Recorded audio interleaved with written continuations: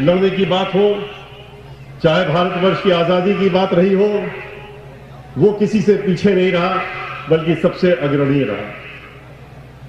और यही कारण है कि जब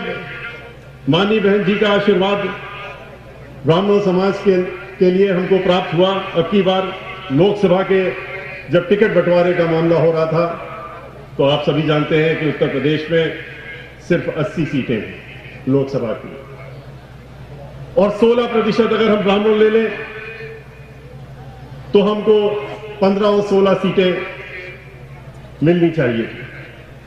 17 सीटें मिलनी चाहिए थी। पिछली बार 18 सीटें लोकसभा के चुनाव में मिली थी लड़ने के लिए, लेकिन माननीय बहन जी ने जो बहुजन समाज पार्टी का जो पहले का नारा था कि जिसकी जितनी संख्या भारी उतनी उसकी हिस्सेदारी, उस नारे को बदल करके जिसकी जितनी तैयारी उतनी उसकी हिस्सेदारी का नारा बहुजन समाज पार्टी का दिया। और इस नारे का एक इतिहास भी है। यह नारा बहुजन समाज पार्टी का कब से बना? आप में से कई ऐसे लोग हैं, मंच पे भी हैं, सामने भी हैं, जो लोग इस इतिहास को भी जानते हैं। आपको अच्छी तरीके से मालूम है कि 9 जून 2005 को जब माननीय बहन मायावती जी, जो हमारी राष्ट्रीय अध्यक्ष हैं, उनको हमने डॉक्टर अंबेडकर मैदान में लखनऊ में ब्राह्मण समाज भाईचारा की जो उस समय की हमारी मीटिंग थी, बहुजन समाज पार्टी के तत्वाधान में, उसमें मुख्य अतिथि के रूप में आमंत्रित किया था। और उस दिन,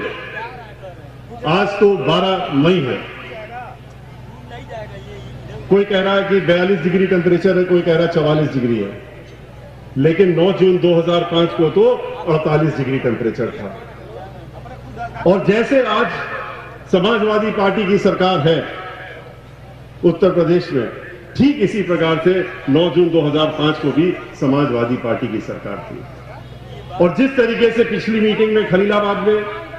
और आज भी बहुजन समाज पार्टी की जो ये ब्राह्मण समाज की सभा, उसमें हमारे ब्राह्मण समाज के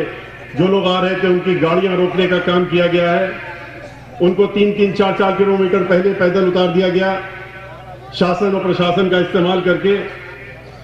लेकिन फिर भी वो चल करके खलीलाबाद में भी पहुंचे थे। और आज इतनी भारी संख्या में आप लोग यहां पर भी उपस्थित हुए हैं। इसी प्रकार से 9 जून 2005 को जो पूरे प्रदेश की वो जनसभा थी, उसमें 1-2 लाख नहीं, मीडिया के हिसाब से भी अगर ले तो 6 लाख ब्राह्मण समाज के लोग वहां पर